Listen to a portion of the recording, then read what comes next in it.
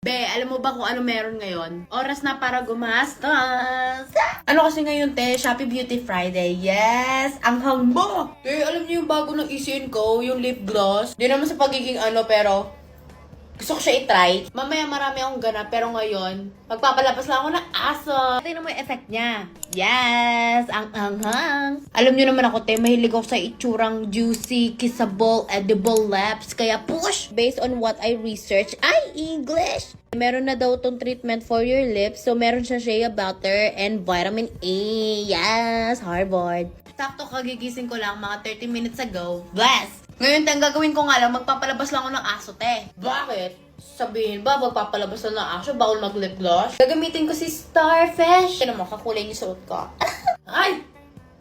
Yummy! Hindi na ako mag-ayos ng buhok, te. Ito lang yung buhok ko. Kunyari, walk up like this. Wah! Walk up like this. Pero yung labi mo ka na subsub sa langit.